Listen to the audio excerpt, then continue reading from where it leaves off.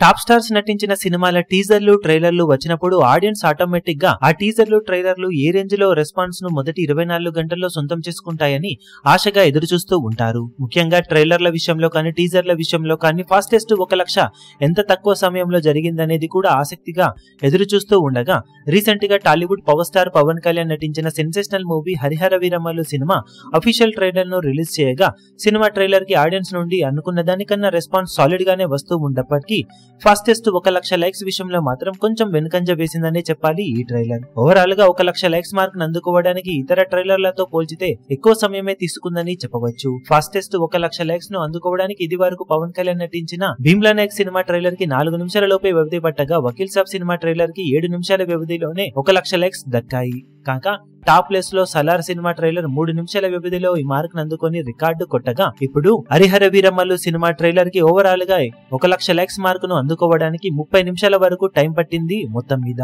Overall గా 30 నిమిషాలలో 1 లక్ష likes mark ను అందుకొని కొత్త రికార్డు ను నమోదు చేయడంలో వెనుకంజ వేయగా ఓవరాల్ గా ఫాస్టెస్ట్ 1 లక్ష లైక్స్ లో టాప్ 10 లో కూడా చోటును దక్కించుకోలేకపోయిందని చెప్పవచ్చు.